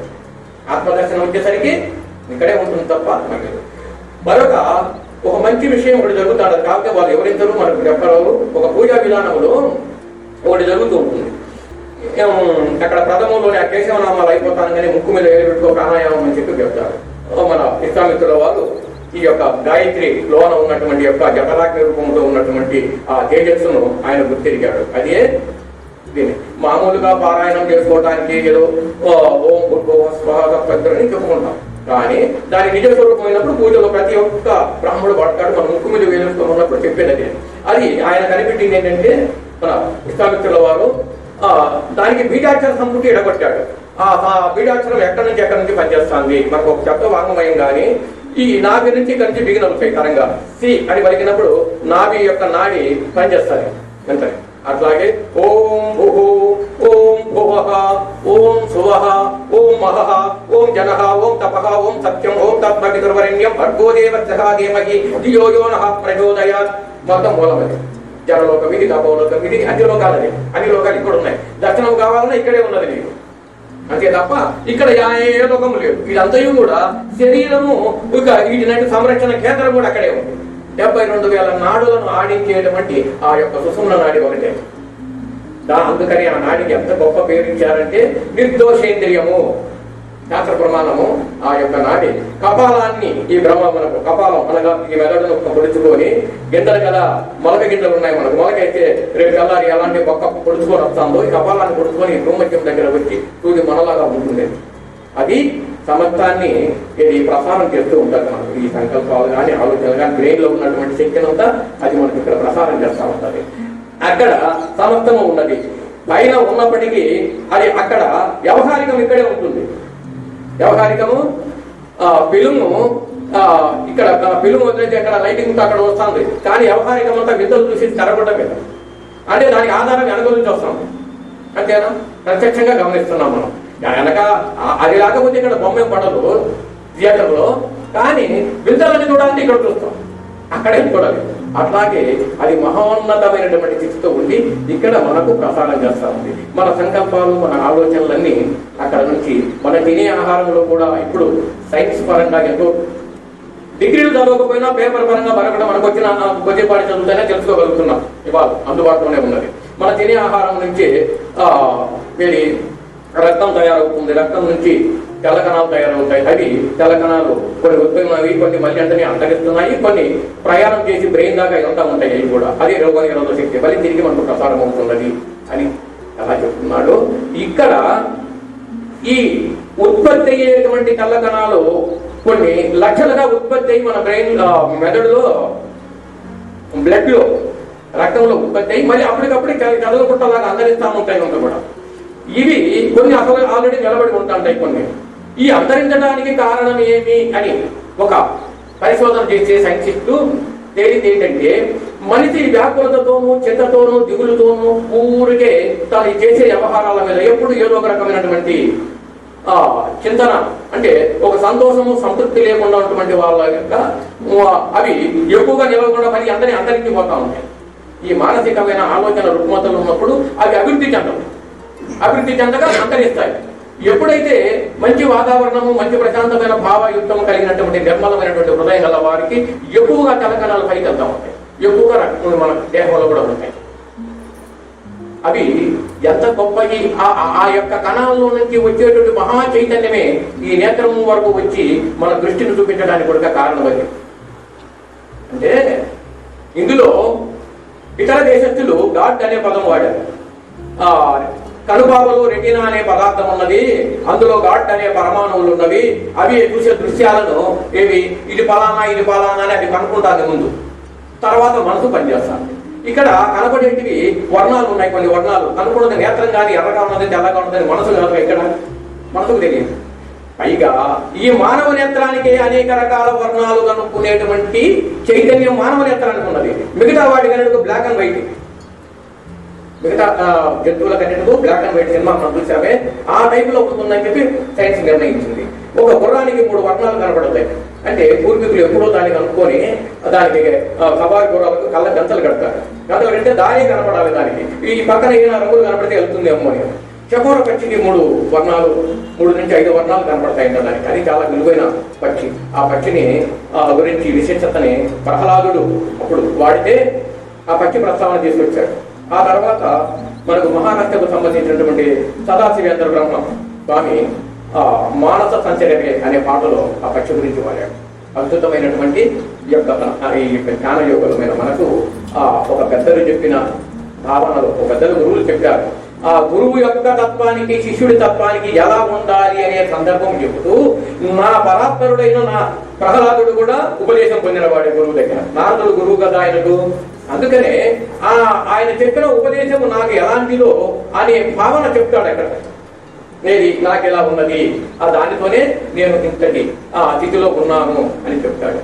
అట్లాగే అలాంటి తత్వము వాటికి తప్ప మిగతా వాటికి అన్నట్టుకు మనకందరికీ కూడా మన ఈ మానవ నేత్రం ఒకటి అనేక రకాల వర్ణాలను తెలుసుకునేటువంటి ఒక విశిష్టత ఉంది. మిగతా వాటికి లేదు, ఆ విశిష్టత లేదు. వాటికి బ్లాక్ అండ్ వైట్ అని నిర్ణయించింది. ఇక వీటిలో ఆ నేత్రంలో ఉన్నటువంటి అంటే జరిగేది, జరగబోయేది, భవిష్యత్తులో కూడా అది తెలుసుకునే జ్ఞానం దానికి ఉంది. దైవం కాబట్టి దైవానికి అన్ని తెలిసి నేను అనుకుంటున్నామే, ఆ దైవం ఎక్కడున్నాడో ఇప్పుడు మన దగ్గరికి తీసుకుంటే మన నేత్రంలో అత్యంత వింతైనటువంటి విశేషతని. దాన్ని గమనించిన తర్వాత మన చిత్తము, మన దేహము మొత్తము కూడా చాలా అనుభూతిలోనే ఒక ధ్యాన మార్గంలో మనకు ఏదైనా కొన్ని అనుభవాలు వచ్చి అనుభవాల గురించి చెప్పుకుంటాం, ప్రశ్నిస్తూ ఉంటారు. ఇది కరుణ మాస్టర్లు మీకు ఏ అనుభవం వచ్చింది, ఎలా ఉన్నదని ప్రశ్న జరుగుతుంది కదా మనకు. ఆ అనుభవం చెప్తారు. అనుభవం చెప్తే దాని గురించి చెప్పి ఇంకా ఆ తర్వాత కూడా చేసే ప్రయాణాన్ని కూడా చెప్తా ఉంటాం. ఈ యొక్క అనుభవాల యొక్క పరంపరలు, ఆ యొక్క విశిష్టతని మనం ఇంకా తొందరగా వెళ్ళటానికి ఈ విజ్ఞానం అధ్యయనం వల్ల మనకు మనలో ఉన్నటువంటి ఒక వింత మనకు ముందే తెలిసిపోతుంది. దానిని అడ్రస్ తెలిసాక వెళ్ళడం తేలికేగా. ఎవరికైనా అడ్రస్ తెలియలేదు, అడ్రస్ తెలియకపోతే మరి విజయవాడలో శంకర్రావు గారు ఉన్నారంటే, విజయవాడలో ఉన్నారంటే అడ్రస్ తెలియకపోతే ఎట్లా ఉన్నది ఎత్తగాలంటే ఇల్లుని చాలా కష్టంతో కూడింది. తెలిస్తే సులువైన మార్గం. అందుకని సత్సంగంలో ఇలాంటి విశిష్టతల గురించి మనము అడ్రస్ తెలుసుకోవడం ప్రధానమైతే అది గొప్ప నాగరికత అని కూడా మన మానసికంగా మనం ఎదుగుతాం చక్కగా. అంతేకాని దాన్ని తిరస్కరించామనుకో కష్టపడేది మనమే. అలాంటి భావాలను మనం దగ్గరికి తీసుకోకపోతే ఊరిక టైం అంతా కాలక్షేపం అయిపోతుంది. అలాంటి భావనతో ఇక్కడ నేత్రంలో జరిగేటువంటి యొక్క విశిష్టతతో మన వేమన యోగి ఇచ్చిన సందేశం అవుతున్నది. జీవుడు నెపుడు శిరసు కంఠమందు పాల భాగమందు పరమయాత్మ చిక్కు కన్నులందు జీవాత్మకు పరమాత్మ విశ్వదాభిరామ వినురవేమా. జీవుడు ఉండేటప్పుడు శిరస్సు ఇందాక చెప్పుకున్నామే, ఇందాక చెప్పాడు మన వశిష్ఠుల విశ్వామిత్రుల వారు. ఇక్కడ వ్యాకోచితం అవుతుంది శబ్దం అంతయు కూడా అని చెప్తుందని. అట్లాగే శిరస్సు కంఠమందు ఇది పనిచేస్తున్నది. పాలభాగమందు ఆ పాలభాగం అనగా ఇది అక్కడ పరమాత్మ నీకు నిక్షిప్తంగా నీకు సమస్తాన్ని ప్రసారం జరుగుతున్నది. ఇకపోతే చిక్కు కన్నులందు జీవాత్మకు పరమాత్మ. ఈ కన్నులందు ఉన్న విశిష్టత ఏమి అనే దాంట్లో ప్రాధాన్యత మరి అత్యంత విలువైందే కదా నేత్రం మనకు. ఈ విలువైందని ఇప్పుడు ఒక విషయం మనకు ప్రామాణికంగా రావాలి అని అంటే, జరిగేది జరగబోయేది నువ్వు ఒక గంటలో ఏమన్నా జరగబోయేది నువ్వు చెప్పగలవా అంటే ఏం చెప్తామండి అనే పదం అంటాం. బ్రహ్మంగారు చెప్పారు భవిష్యత్తు బాగానే ఉంది, మరి మనకు అందటం లేదు కదా అనుకోవచ్చు. కానీ మనకందరికీ అలాంటి యోగ్యత ఉన్నది ఆల్రెడీ. నిరంతరము ఆ యోగ్యతతోనే జీవిస్తున్నాం. కాకపోతే ఆయనకు ఎక్కువ ఉన్నది, మనకు తక్కువ ఉన్నది. ఎంత చెట్టుకు అంత గాలి అనే సామెత ప్రకారం ఎట్లా ఉన్నది, మనం నడువునే వెళ్తున్నాం. వెళ్తూ ఉంటే ఎదురుగా వాహనం వస్తుంది. వాహనం వస్తా అంటే వాహనం వస్తుందని జరగబోయే ప్రమాదాన్ని తప్పుకొని ముందే పక్కకి వెళ్ళామా లేదా? ఆ ప్రమాదాన్ని తప్పుకున్నప్పుడు రాబోయే ప్రమాదాన్ని తప్పుకున్నాం అంటే రాబోయే తర్వాత ఇబ్బందిని తప్పుకొని జాగ్రత్త పడి మన దాన్ని మనం చక్కగా మళ్ళీ వెళ్తున్నాము. అనగా రాబోయే దాన్ని ముందే తెలుసుకున్నది అదే భవిష్యత్తు. అంటే జరగబోయే దాన్ని ముందే తెలుసుకున్నాము అన్న ఆ యొక్క మీనింగ్ ఇప్పుడు అవసరం మనకి ఇక్కడ. అట్లా ఎన్నో తెలుసుకుంటున్నాగా అంటే మనలో ఉన్నటువంటి వివేకము విజ్ఞానము చేత కానీ అది అన్ని తెలియజెప్పింది నేత్రం. ఈ నేత్రానికి ఎంత ప్రాధాన్యత ఎందుకు ఇవ్వవలసి వచ్చిందంటే మరి తెలియజెప్పింది అదే కదా. అది తెలియజెప్పకపోతే ఈ కదుతాయా? వెనకాల వచ్చి ఒక వ్యక్తి మనల్ని తట్టినంత వరకు మనం తిరిగి చూడలేము. కానీ ఎదురున్న వ్యక్తి అందరినీ చూడగలిగాం. వెనకాల చూడగలిగామా? చూడలేదు. అంటే దానికి ప్రధానం నేత్రమై ఉన్నది. అనగా అందుకనే ఇందులో ఈ చక్రాలలో ఉన్న విశిష్టత ఇక్కడ ఉంటుంది. అండమనగా కనిగుట్టు, పిండమనగా కనుపాప, కనుపాపయే ఆదిశక్తి, ఆదిశక్తిలోని కలయే పరాశక్తి. ఇంకా పరాశక్తి అయితే మనం ఎక్కడున్నాము అంటే అందులోని నిష్కలుడైన వాడు జీవుడు అంటారు. కేవలము ఈ భ్రమల చేత, ఈ భ్రాంతుల చేత నువ్వు ఇన్ని అంటుకొని ఇన్ని కట్టుకొని తిరుగుతున్నావే తప్ప వాస్తవానికి నువ్వు నిష్కలుడివి. ఈ భౌతికమైనటువంటి ఆలోచనల వరకే ఇది నేను కాసేపు ధ్యానం చేసుకున్నాం ఏదో మంచి మాట చెప్పారు, ధ్యానం చేసుకున్నాం అంతా మళ్ళీ మామూలుగా వ్యవహారికులు మాత్రము దానిని సంస్కరించుకొని మనం అంటకుండా ఉండటానికి వాటిని ఏది కూడా చేస్తున్నాం. అన్ని పనులు చేసి ఏది అంటకుండా ఉండటం అనగా ఒక మంచి మార్గాన్ని, ఒక మంచి పనులు చేసినప్పుడు అవి మనలందరూ మెచ్చుకోగలుగుతున్నారు. అట్లాగే ఆ భావన ఉన్నప్పుడు మన గృహధర్మమైనటువంటి పనులు కూడా ఇది నా బాధ్యత. ఉద్యోగానికి వెళ్ళినప్పుడు ఉద్యోగ ధర్మాన్ని ఎలా పాటించామో, వృత్తి ధర్మానికి వెళ్ళినప్పుడు ఆ వృత్తి పనులు మనం చేయాల్సిన పనులు మనకు అప్పచెప్తే ఎలా చేసి చక్కగా ఇస్తున్నాము. మన కుటుంబంలో కూడా మన బాధ్యతను మనం నిర్వర్తిస్తున్నాము. ఎవరి బాధ్యత వాళ్ళు నిర్వర్తిస్తున్నాము అనుకుంటే అది మనకి ఏది అందటలేదు.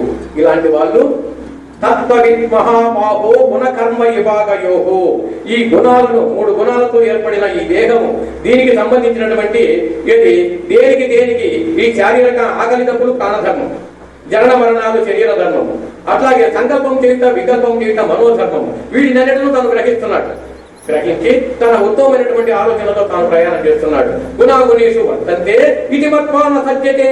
గుణాలు గుణేశుడు అనగా గుణేశుడు ఏదో తెలుసా, సమస్తాన్ని మనం ఆడించుతున్నాయి. అవి ఇంతటి ఉపన్యాసం మనం చెప్పుకున్నాం. ఒక భయంకరమైన శబ్దం ఏదైనా ఒకటి వచ్చిందనుకోండి ప్రమాదంగా, అక్కడ ఇది మానుకొని ముందు చూడటానికి కదా, అంతే కదా. ఇంతకన్నా ఏదో ఇంత అయిపోయింది ఒకటి వచ్చింది, అసలు ఏం జరిగింది మళ్ళా అని చెప్పి అందరం ఒకటికి వెళ్తాం. అనగా శబ్ద, స్వరిత, రూప, రస, గంధము ఇవి అనుకోకుండా ఒక దుర్గంధమైన వాసన వచ్చింది ముందు దాని గురించి ఆలోచిస్తాం. ఎక్కడి నుంచి వచ్చిందండి ఇది, ఈ వాసన మనం పిలుచుకోలేకపోతున్నాము అంటాం. అనగా వాసన, శబ్ద, స్వరిత, రూప, రస, గంధములు ఈ యొక్క 5 ఈ తన్మాత్రలు సంపూర్ణమైనటువంటి ఉంటాయి మనం ఆవహించి. ఇవి దీనికి సంబంధించి మన ప్రాణము, మన మనసు ఆధారపడి ఉంటుంది. ఈ ఆత్మ ఉన్నదే ఇది కేవలం భౌతికంగా మనం ఆహారాలు తిని దేహమని పెంచుకున్నప్పటికీ మనలో ఉన్నటువంటి ఆత్మ గాని మనసు గాని పరాన్న జీవి. ఈ భౌతికమైన తిని ఆహారాల మీద ఆధారపడింది కాదు, పరాన్న జీవి అని గుర్తుంచుకుంటే అందుకనే ధ్యానంలో పరాన్న జీవిగా మన యశస్సు, మన ధ్యానము చక్కగా కుదురుతుంది. మన నిజ స్వరూపము మనం వచ్చింది ఉన్నది అద్దిల్లు, వచ్చింది పొరుగురు, ఉన్నది అద్దిల్లు. అద్దిల్లో ఉన్నప్పుడు వెళ్ళమంటే వెళ్ళాల్సిందే కదా. మనం వచ్చింది పొరుగురు, ఉన్నది అద్దిల్లు అనే భావన మనకు కలిగితే జీవి పరాన్న జీవి. ఈ ఆత్మ సంపూర్ణంగా ఆ యొక్క పైన ఉన్నటువంటి మహోన్నతమైన యశస్సును అన్నిటినూ తెలుసుకొని పరాన్న జీవి అంటే ఎట్లాగూ అంటే ఇప్పుడు మనం పైన విహరించడానికి అందరం ఎంతో ఆసక్తి చూపిస్తాం. ఒక విమానంలో ఎప్పుడు వెళ్ళలేదనుకోండి, ఆ విమానం మనం కూడా ఎప్పుడు అవకాశం వస్తే అయితే బాగుంటుందండి అనగా పైన విహరించడానికి ఎంతో ఆసక్తి కలుగుతుంది అందరికి. కాబట్టి అంత కష్టపడి అంత యంత్రాంగాలు తయారు చేసుకుంది, లేకపోతే మామూలుగా ఉండొచ్చుగా ఇట్లా. అందుకనే ఇవి ఎలాంటి వాడు అంటే ఇష్టాన్నంతా విహరించేటువంటి స్వభావం కలిగి ఇష్ట సంబంధముతో కలిగి ఉన్నవాడు, ఇష్టానికే సంబంధం కలిగి ఉన్నవాడు. అందుకని అవన్నీ అనుకునిస్తేనే మనం కూడా జీవించడానికి ఉన్నది.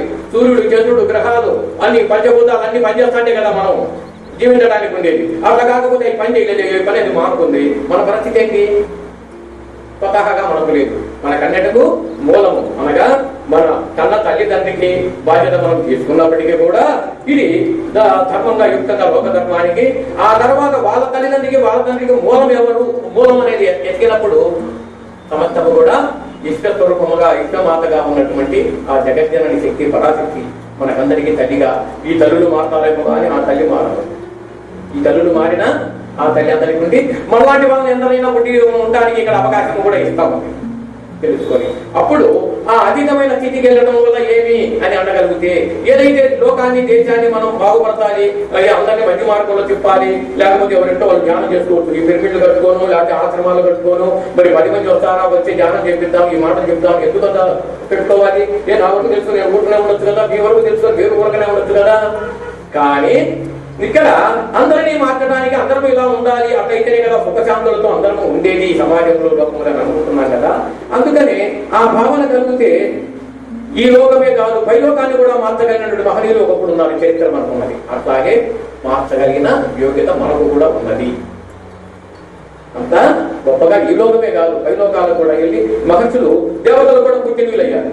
ఒక దేవతల యొక్క భావన మనం తీసుకుంటే వారికి దైవము, వారికన్నా అధిష్టాన దైవము వారికి జరణ మరణాలు లేకుండా అలా ఉంచి వాళ్ళకు ఒక ఉద్యోగాలలాగా అధికారం ఇచ్చి ఉండాలి. వాయుదేవుడు అగ్నిదేవుడు ఎవరి పని వాళ్ళు చూసుకోవాలి, ఒకరి పని ఒకరు చేయడానికి వీలేదు. మనం ఉద్యోగం వస్తే ఎవరి పని వాళ్ళు చూసుకోవాలి కానీ ఒకరి ఉద్యోగం చేయడానికి వీలేదు కదా. అట్లాగే ఈ దేవతలందరూ కానీ గ్రహాలు కానీ ఎవరి పనులు చేసుకుంటా ఉంటాయి, ఎవరి యొక్క స్థానంలో అవి ఉండాలి. కానీ మనకు ఆయుర్దాయము తక్కువైనప్పటికీ ఒక మానవుడే సర్వంతరము తిరిగి ఈ యొక్క వివేక విజ్ఞానము చేత తన జ్ఞాన సంపన్నుడై ఈ స్థూల శరీరం కన్నా సూక్ష్మ శరీరముతో అంతటా ప్రసరించి తిరగటానికి వాళ్ళు కూడా మనవలను గౌరవించి పూజించే స్థాయికి ఎదిగింది మానవుడు ఎదిగాడని చెప్పి తెలుస్తాను. అట్లా చరిత్ర నారదుల వారు కానీ మరొకరు కానీ మహర్షులు కానీ అంతటా తిరిగారు.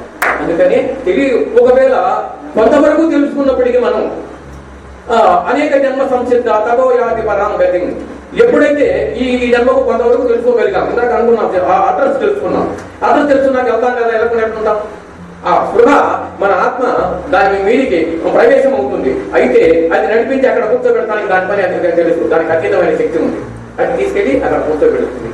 అలాంటి భావనతో రాజయోగ రత్నాకరం అనే ఒక ఉత్తమమైన గ్రంథం, అనగా ఈ దేహాన్ని గురించి ఆత్మ గురించే పరిశీలన అది. అందుకని అనేక మంది గురుదేవులు దాన్ని అంగీకరించి రాజయోగ రత్నాకరం అంటే టైటిల్ ఇచ్చారు దాన్ని. అందులో మొట్టమొదటి విషయము 2 శ్లోకాలు తెలిస్తే గ్రంథం అంతా అవసరం, ఈ 2 శ్లోకాలతోనే మనకు పూర్తిగా అర్థమైపోతుంది. ఆ యొక్క భావన ఏంటంటే సలిలే సైంధవం యద్వత్ సామ్యం భవతి యోగతాః తదాత్మా మనోరైక్యం సమాధిరవిధీయతే అంటాడు. సలిలం అనగా నీరు, సైంధవం అనగా ఉప్పు. ఈ ఉప్పు ముందు నీటిలోంచే కదా వచ్చింది, మళ్ళీ సామ్యం భవతి యోగతాః ఈ ఉప్పు మళ్ళీ నీటితో సంబంధం పెట్టుకొని దాంతో ఐక్యమైంది. అప్పుడేమైంది, మళ్ళీ నీరుగా మారింది. అంటే యోగత అంటే తన సొంత గత దీనే కదా, మళ్ళీ నీరుగా మారిందా లేదా, దీన్ని సత్యంగా ఒప్పుకుంటున్నావు కదా నువ్వు. ఒప్పుకున్నప్పుడు అట్లాగే నీ ఆత్మ యొక్క అంతరాత్మ నుంచి బయలుపడి సంచరిస్తున్న ఈ మనసు మళ్ళీ నీ ఆత్మలోని ఐక్యమైపోయింది. ఐక్యమవుతా నువ్వు సమాధి నిధిలో ఉన్నట్టే లెక్క. సమాధి తదాత్మా మనోరైక్యం సమాధిరవిధీయతే అనగా ఇప్పుడు నేను ఉపన్యాసం చెబుతున్నా ఆ భావనలో మీరు ఉన్న ఆ ఏకాగ్రతగా మీ హృదయంలోనే మీ మనసును కూర్చోబెట్టుకుంటే నాకన్నా మీరే సమాధి నిధిలో ఉంటారు. దీనికి ప్రమాణికము కూడా ఒకవేళ భౌతిక సిద్ధాంతంలో చెప్పిన నవవిధ భక్తులలో శ్రవణం అనగా ఎవరైతే ప్రశాంతంగా తన యొక్క అంతరంగంలో తన అంతరాత్మ ఏంది మనసు పెట్టి ఒక భగవత్ చింతన ఆత్మచింతన ఎవరైతే వింటున్నారో వారు భక్తిలో మొదటి స్థానంలో ఉన్నారు. చెప్పేది వచనం 2ది. ఆ మననం చేసి మళ్ళీ దాన్ని చేసేది 3వ స్థానం. ముందు ప్రశాంతంగా విన్నామే, అదే మొదటి స్థానంలోకి వచ్చింది భక్తి విషయంలో. అంటే శాస్త్రం ఎప్పుడు కూడా అన్ని మంచి చెప్పింది. మనము దానిని సరిగ్గా వెనక సరిగ్గా ఆలోచన లేక అనేక రకాలుగా వాడు తిరుగుతున్నారంటే ఇల్లు అంతే తప్ప గజబిడి ఆలోచనే తప్ప తిరంగా కూర్చొని వింటే ఒక మాట అన్నా వినేది లేదు, ఆచరించింది లేదు. అప్పుడు లోకమంతా తిరుగుతాను, మనం తిరుగుతున్నాం. అట్లా జరగడము జరుగుతూ ఉంటుంది. ఇప్పుడు ప్రశాంతంగా ఎవరైతే అలాంటి భావన గమనిస్తున్నారో దానిని సమాధి నిష్టగా ప్రకటించింది. మరొకటి, సరే ఒక మంచి భావన ఏదైనా ఒక ఆనందము లేదా ఒక నవ్వుగా వచ్చినప్పుడు నవ్వు కూడా చాలా మంచిది, అంటే ఆరోగ్యానికి మంచిది అని కూడా చెప్తా ఉంటారు. అలాగే ఒక మంచి సబ్జెక్ట్ ఏదైనా చెప్పినప్పుడు ఒక విధమైనటువంటి చిరునవ్వు కూడా మనకు రావచ్చు ఆ భావనతో. దానిని కూడా సమాధి నిష్టగా ప్రకటించారు. ఒక ఆనందం అనేది ఒక్కసారిగా ఉప్పొంగి అందులో సంతసించినప్పుడు మన సర్వేంద్రియాలు పట్టుదప్పి ఏకత్వంగా బ్రహ్మనాడిలో లయం అవుతాయి. మత్తు పానీయాలు తాగే వ్యక్తి కూడా ఇంద్రియాలని పట్టుదప్పి ఆ యొక్క స్పృహ ఒకటి అసలైనటువంటి కేంద్రం ఒకటే పనిచేస్తాడు, మిగతా ఆయన పట్టుదప్పి ఉంటాయి. అదే ఆనందం. ఎందుకు తప్పుతున్నాడు అంటే మత్తు పానీయాలు కూడా ఈ ఎన్ని పట్టుదప్పుతాయి దేహం అంతా పట్టుదప్పి ఆ కేంద్రం ఒకటి మాత్రం పట్టు తప్పదు. అది జాగ్రత్తగానే ఉంటుంది. అది ఒకటే పనిచేస్తుంది కనుక ఏదో ఒక తెలియని ఆనందం ఉండి మళ్ళీ దానికి అలవాటు పడి ఎంతైనా ఖర్చు పెట్టి దాంట్లోకి వెళ్తున్నాడు. అసలు దాంట్లో ఉన్న పరమాత్మ కూడా నేను. అట్లాగే మనం ఒక ఉత్తమ భావనతో వెళ్ళేటప్పుడు అది నీకు ఇలాంటి యొక్క ఆత్మ విద్య ధ్యాన మార్గములు నువ్వు పొందే ఆనందాన్ని గురించి మనం పొందేదానికి మరొక శ్లోకం ఏమిటంటే ఉదిత ఉదార్య సౌందర్య వైరాగ్య రస గర్భిణి ఆనంద చందిని ఐషా సమాధిరవిధీయతే అన్నాడు. అంటే ఈ యొక్క దిగులు చింత ఏది పెట్టుకోవాలి. ఉత్తమమైనటువంటి మంచి భావనతో మనం కూర్చున్నాం. వైరాగ్యం అనగా ఏ దాని మీద ఆసక్తి లేదు. వైరాగ్య రసగర్భిణి అనగా తన యొక్క చిత్తము అనే దానికి నాభిస్థానం ఉంది, చిత్తమునకు స్థానం. అది ఎప్పుడు స్వార్థాన్ని కోరుతుంది చిత్తము. మనసు కన్నా కూడా చిత్తము చాలా, అందుకే చిత్తశుద్ధి లేక శివ పూజ చేయాలని చెప్తాము. చిత్తము స్వార్థాన్ని ఎలాంటిదంటే తన అయిన వాళ్ళైనా సరే వాళ్ళకైనా ఆ అన్యాయం అక్రమం చేసి తానిలో సుఖపడాలని కోరుకునేటువంటిది చిత్తానికి ఉంటుంది ఆ స్వభావం. అందుకనే ఉదికి వైరాగ్య రసగర్భిణి, గర్భాన్ని అంటే ఈ యొక్క ఉదరకోశాన్ని గురించి నాభిస్థానానికి ఎందుకు అన్నాడంటే సంపూర్ణంగా అది కూడా శాంతించింది ఈ భావనతో అయినప్పుడు రసగర్భిణి. ఇంకా నీకు కలిగింది ఏంటంటే ఆనంద సింధిని యక్ష సమాధి రతిదీయతే. ఇక ఏదీ లేకుండా చక్కటి ఆనంద స్వరూపంలోకి నువ్వు ఒక ఆనందాన్ని ఆ యొక్క భావయుక్తంగా పొందావనుకో సమాధి రతిదీయతే. అభిధీయతే అనగా అప్పుడే జరిగింది. అభినహి అంటే ఇప్పుడు కాదు, అభిధీయతే అంటే అప్పుడు జరిగిపోయింది. అట్లా ఉండటం అది నీకు సమాధి రీతిగా మారడం. అవి కొన్ని సెకండ్లు కావచ్చు, కొన్ని నిమిషాలు కావచ్చు. ఆ ఫలాన్ని లెక్క కట్టలేము, వెల కట్టలేము. ఆ మహత్తరమైన ఆ తిథి అనేక జన్మల యొక్క కొన్ని జన్మలలో కాకుండా ఒక యుగానికంతా సరిపడేటువంటి యశస్సును మనకు అందించగలదు. ఇందులో గొప్ప విషయం, శాస్త్రంలో ఒక గొప్ప విషయం ఎందుకు అవసరమా అంటే నీవు ఆ కొన్ని క్షణాలైనా పొందేటువంటి యొక్క అమృత తత్వాన్ని, ఈ అమృత తత్వం ఇది ఇంకొక తత్వానికి అమృత తత్వం ఆ గృహ ఇక్కడ ఒక చోటనే అందుతుంది, ఎక్కడ అందదు. స్వయంగా భగవద్గీతలో భగవానుడు ఈ అమృతం అనే పదాన్ని చెప్పేటప్పుడు హెచ్చరించి చెప్పాడు. అర్జున ఏమన్నా ఏదో అటు ఇటు ఇతర విషయాల ఆత్మ గురించి ఎంతో చెప్పా. క్షేత్ర విభాగ యోగములో 13వది, శ్లోకము కూడా 13వది. వారిదైతే ఉత్తర ఇది ఈ గోరఖ్పూర్లో ఇచ్చే భగవద్గీతలో అయితే 12వ శ్లోకం వచ్చింది. వాళ్ళు మొదట శ్లోకాన్ని తగ్గించారు. మనకైతే మన దక్షిణ భారతదేశం మొత్తం మీద మనకు 13వ శ్లోకమై ఉంటుంది. అందులో అద్భుతమైన పదం వాడాడు. జ్ఞేయం యత్తత్ ప్రవక్ష్యామి యజ్ఞత్వా అమృతమర్పతే. యజ్ఞత్వా బాగా గ్రహించుకో. ఈ విషయాన్ని దారివిచ్చామంటే వృధా అవుతావేమో. ఇందాక బోధ చెప్పింది వేరు, ఇది వేరు అంటున్నా. జ్ఞేయం అనగా విషయాన్ని తెలియజెప్తున్నాను ఇక్కడ, అనగా దాని విషయాన్ని పూర్తిగా చెబుతున్నాను. ఆ జ్ఞేయం యత్తత్ ప్రవక్ష్యామి ఒకప్పుడు చెప్పాను, కానీ ఇంకొక కంటిన్యూదేమో మళ్ళీ చెప్తున్నాను. యత్తత్ ప్రవక్ష్యామి యజ్ఞత్వా అమృతం వర్తతే అనాదిమత్ పరం బ్రహ్మ నహి తత్తు నతుచ్యతే. సత్తు అనేది ఏంటంటే పరమాత్మ. అంటే అంతటా ఇప్పుడు సృష్టికి మూలం ఏది ఉన్నది సత్పదార్థం అంటాం. ఎప్పుడు ఒకే రకంగా ఉంది, మనం మారిపోతున్నాము కానీ అది ఒకటి ఏకత్వంగా ఉంది కనుక సృష్టి జరుగుతా ఉంది. తత్పదార్థం అనే బ్రహ్మ తత్వంతో ఒకటి ఉన్నది, అది ఈ సృష్టికి కారణమై ఉన్నది. ఆ బ్రహ్మ పదార్థమే అది సత్తు, మనం చిత్తు. ఇది చిత్తరగా ఈ జ్ఞానం పనిచేసినంత వరకు ఈ జ్ఞానం కూడా పనిచేయక అధోగతి పాలయ్యామనుకో అసత్ అవుతుంది, అంటగా మరణావస్థ సంభవిస్తుంది. సత్తు కూడా అసత్, చిత్తుపై అసత్తై మరణావస్థ సంభవిస్తుంది. సత్ అనే పదార్థం ఎప్పుడు ఉంటుంది, ఇంతకన్నా ఏమీ లేదని ఆ తత్వమసి అన్నదే ఓం తత్ సత్. ఇక వేదాంత పరంగా కానీ ఏ ఆధ్యాత్మిక గ్రంథాలు రాసినా ఆ పుస్తకం ముగింపైనప్పుడు ఒక పదం ఉంటుంది, ఓం తత్ సత్ అంటాడు. అంటే అది ఒకటే వీటికి అన్నిటికీ కారణమై ఉన్నది, ఈ దానికి సంబంధించిందే ఈ గ్రంథం యొక్క విచారణ అంటాడు. అలాంటి దాన్ని అది కూడా లేదు అంటాడు. సత్తు కూడా కన్నా అతీతమైనది, అనాది మత్ పరం బ్రహ్మ. దీనికి ఒక ఆది ఉన్నది, అది అనాది. మత్ నా యొక్క స్థితి ఏదైనా ఉంది, నేను ఇంతవరకు నమ్ముకొని ఇలా ఉన్నాను అని చెబితే అనాది మత్ పరం, మత్ నా యొక్క పరం, ఆ పరబ్రహ్మ తప్ప ఇక్కడ ఎవరు లేరు. నహి సత్తు అన్నాడు.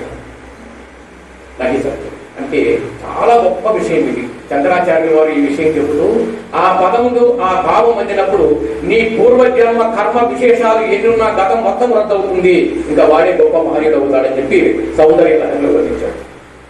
గతం ఇప్పుడు ఎంత నిశ్చితగా ఉన్నా మనకి ఉన్నాం, ఇట్లా వీళ్ళు అనుకున్నామే ఎందుకు లేనిపోని ఇబ్బందులు నా వెంటబడి వచ్చాయనుకో, అప్పుడు వచ్చి ఇంత ప్రశాంతంగా వచ్చి చెప్పగలనా?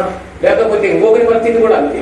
అట్లాగే ఆ దోషాలు మొత్తము నేను పటాపంచలు చేసుకుని వెళ్ళిపోవాలి అంటే ఆ మహోన్నతమైన ఆ అమృత స్పృహ అంతటా వ్యాపించి ఉన్నది. అందుకని ధ్యానంలో కూర్చుంటే ఈ పిరిమిడి ధ్యాన కేంద్రము గడితే ఇది ఆ కోణాన్ని మన బ్రహ్మరంధ్రము అన్ని రంధ్రాల కన్నా ఈ బ్రహ్మరంధ్రం మహా గొప్ప. నవరంధ్రాలు ఉన్నాయి, దశేంద్రియం అనగా పదవది. ఇది ఒకటే సమస్తాన్ని లాగుతూ ఉంటుంది. మనం పుట్టినప్పుడు కూడా మాడు అక్కడ పెద్దగానే ఉంటుంది, పిల్లలు పెరిగే కొద్ది తర్వాతనే మాడు గట్టిపడుతుంది. అనగా అది ఇక్కడ కదా పుండి అలా కొట్టుకుంటుంది, అది అట్లా చిన్నగా ఆడుతుంటుంది కూడా. అంతటి పుట్టినప్పుడు ప్రత్యక్షంగా చూడొచ్చు దాన్ని.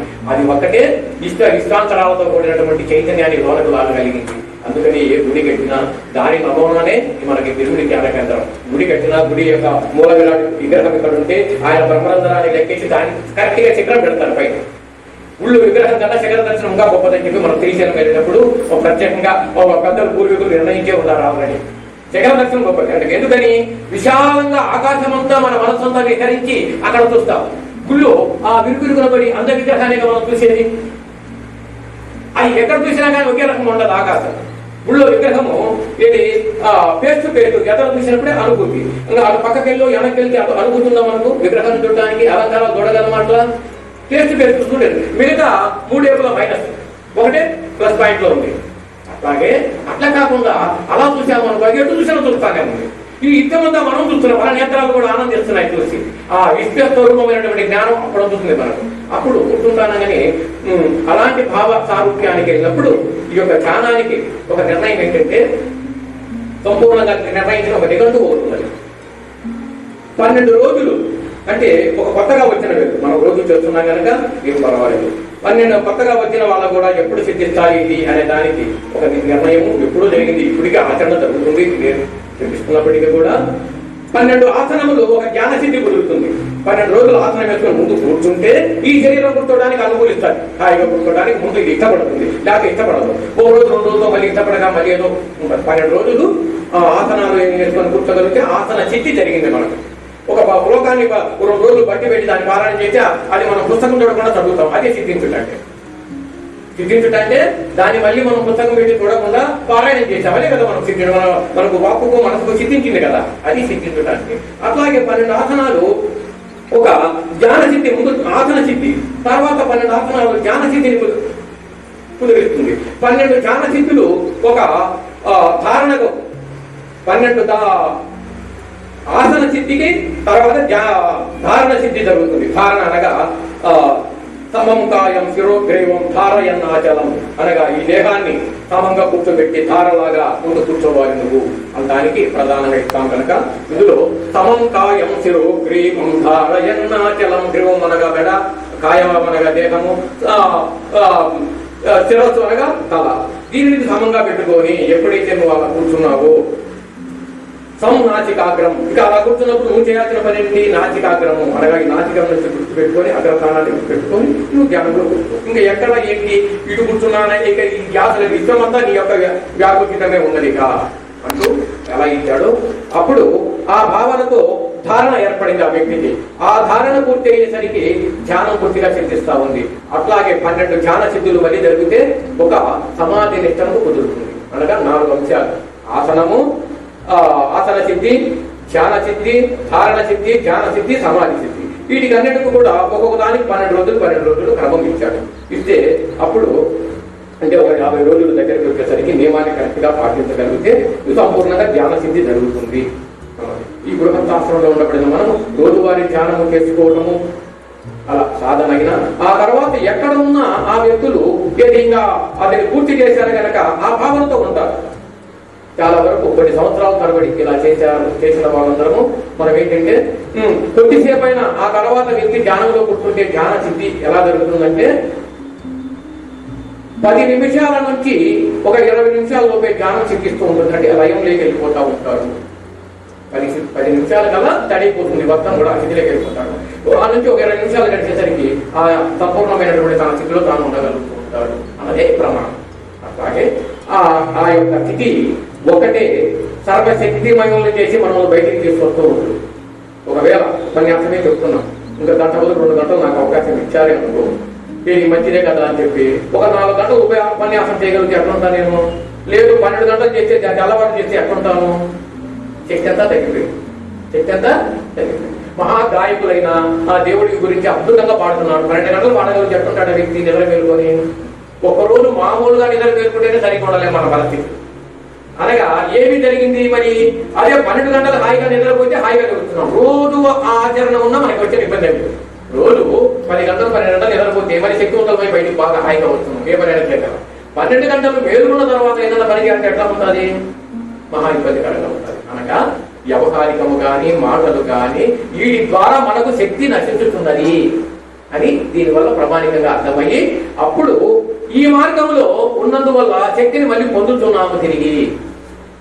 జాగ్రత్త అవస్థలో ఉండి నిద్రపోయినప్పుడు శక్తి వస్తూ ఉంది, బాగానే ఉంది. కానీ అది కేవలం ఏమీ తెలియని పామరత్వంతో కదా, ఏం తెలుసా, ఏమీ తెలియని నిద్రపోతున్నాం. కానీ ఇప్పుడున్నది జాగ్రత్త అవస్థలో ధ్యానం చేశాము. జాగ్రత్తలో ఒక జాగ్రత్త అవస్థలో ఉండి చేస్తున్నాం. జాగ్రత్తలో జాగ్రత్త అయినటువంటి మన యొక్క అంతర్యామి అయినటువంటి పరమాత్మ జాగ్రత్తలో జాగ్రత్త అంటే ఆయన ఎప్పుడు ఒకే రకంగా ఉన్నాడు. ఉండబట్టే మనం అందరం ఉండడానికి కుదిరింది అన్న దాంట్లో ఇది జాగ్రత్త అయితే అది మహాజాగ్రత్త. జాగ్రత్తలో జాగ్రత్త భావన మనకు కలిగినప్పుడు ఆ స్థితిని మనకు వంటబట్టి తెలిసినప్పుడు దాన్ని ఆరాధించి మన నిజతత్వం అదే. ఈ ప్రాణులన్నీ పుట్టడానికి నిజతత్వము అది ఒక్కటే ఉన్నది తప్ప మరొకటి ఏదీ లేదు అని చెప్పడానికి మహనీయులు ఎందరో పాటుపడిన వాటిలో ఒక ప్రపంచానికి అనగా ఈ దేశానికి ఒక సవాల్ లాంటి మాట రామానంద తీర్థుల వారు సుమారు 100 సంవత్సరాల పైన 150 సంవత్సరాల కింద వారు ఒక పదం వాడారు. ధరణి పాలించు ప్రభువులు ఎవరైనా నాడు నేడు ఏనాడైనా ఏ ఒక్కనికైనా ఏ భయము లేని అభయము నేనివ్వగలనన్న వారు ఉన్నారా? ఎందరో పరిపాలించారు. సో ఈ వ్యక్తికి ఏ హాని జరగకుండా నేను కర్తను, నేను పరిపాలిస్తున్నాను గనక అనగలిగిన వారు ఉన్నారా? ఇక కన్న తల్లిదండ్రులు ఎవరైనా నా బిడ్డకు ఏ లోపము ఏ హాని జరగకుండా నేను కర్తను కన్నాను గనక అని అభయం ఇచ్చిన వాడు కన్న తల్లిదండ్రి మాత్రం ఉన్నారా? అంటే సాధ్యపడుతుందా మనకు? ఆ కన్నగలిగిన వాళ్ళు ఎవరైనా ఉన్నారా? ఏది బిడ్డలు కంటానికే కర్తలము కానీ వారి తలప్రాతకు మనం కర్తలం కాదండి అని అంటుంది లోకం. ఎంత అన్నీ చేస్తారు. ఒకరంటే ఆ మాట గోపరి కొరకు ఇష్టపడి అనే చేస్తారు. కంటానికి మనం కర్తలం, వాళ్ళ తలప్రాతకు మనం కర్తలమా అని అనగలుగుతాం. అట్లాగే ఎవరు లేరు. ఒకవేళ కర్త ఎవరైనా ఉన్నారంటే సద్గురువు ఒకడే ఉంటాడు. సద్గురువు అలా అభయం ఇచ్చినటువంటి కర్త గురువు దేవుడి వల్ల ఉన్నది కానీ మిగతా వాళ్ళ వల్ల సాధ్యపడలేదు. గురువు అనే మహాశబ్దానికి ఎందుకు ఎంత ప్రాధాన్యత ఇవ్వవలసి వచ్చింది అంటే ఎందుకు ఇవ్వవలసి వచ్చింది? కేవలం మనకు దగ్గర అందుబాటులో మనకు తెలిసిన వారు బ్రహ్మంగారు సిద్ధయ్యకి అభయం ఇచ్చారు. ఆయనకి ఏమైనా ఇబ్బందిగా పడ్డాడు ఎక్కడన్నా? లేదు. ప్రహ్లాదుడు నారదుల వారు ఉపదేశం పొందారు వారి చేత. ఆయన ఎప్పుడు నిర్భయంగానే ఉన్నాడు. ఆయనకు వచ్చిన ఇబ్బంది ఏమైనా ఉన్నదా? ఎక్కడైనా ఇబ్బంది పడ్డాడా? ఏమీ లేదు. అట్లాగే ఎందరో మహనీయులు ఎందరో ఇది సద్గురువులా తీసుకుంటూ పద్మపాదుని శంకరాచార్యుల వారు పరమ శిష్యుడు, ఆయన బాగా ముఖ్యమైన ప్రియ శిష్యుడిగా ఎదిగారు. గురువుగారు పిలుస్తానగానే ఇది నది యువతల ఒడ్డున ఉన్నారు, గురువుగారు అవతల ఉన్నారు. ఆ ఒడ్డుకి ఈ ఒడ్డుకు దగ్గరగా కాకేసి ఆయన పిలిచాడు అక్కడికి రమ్మని. ఎలా వెళ్ళాలంటే దాటించే పడవ ఎక్కగా అందుబాటులో లేడు. గురువుగారు పిలిచారు వెళ్ళాల్సిందే అని చెప్పి పద్మపాదుడు నడుచుకుంటూ వెళ్ళిపోయాడు నీటి మీద. ఆ పద్మాలు తామర పద్మాలు ఆయన అడుగుల కింద పడ్డాయి. అందుకని పద్మపాదుడు అని పిలిపించారు ఆయన. అట్లా అభయం ఇస్తే మరి నీట మనకుండా ఈయన నడవడానికి సిద్ధపడ్డాడు గురువుగారు పిలిచారని. మరి ఆ గురువుగారు అతను మీ నీట మనకుండా చూసుకున్నాడు. అందుకని అభయం ఇవ్వగలిగితే ఒక సద్గురువు వల్లనే సాధ్యపడి ఉంది. అంటే ఈ భావన చేత మనకేంటంటే సామాన్యమైనటువంటి విషయాల నుంచి గొప్ప విషయాన్ని మన అంతరంగానికి అందాలి. అందుకే అందరూ మహనీయులు మహత్తులు అవుతామే తప్ప అది కొంతమందికి ఉన్నది కొంతమందికి లేదు అని కాదు. ఇవాళ కాకపోతే మరొకసారికైనా మరొక జన్మకైనా సరే ఒక ఉత్తమమైనటువంటి జ్ఞానానికి వెళ్ళటానికి లేదు. ఈ విషయము తను తాను ఉద్ధరించుకోవడం మహా గొప్పది. ఈ విషయంలో మనము పూర్ణత్వము పొందితే ఈ జన్మలో ఈ యొక్క చివరి తుది శ్వాస వదిలేటప్పుడు కూడా ఆ ఉత్తమమైనటువంటి యొక్క మన అంతర్యామి ఎలా ఉండాలో తెలుసా? అప్పుడు కూడా లోకానికి సమాజానికి అవసరమైనటువంటి మంచి సందేశాన్ని ఇవ్వడానికి ఆయన సిద్ధంగానే ఉంటాడు. ఇది ధ్యాన సిద్ధికి నిర్వచనం.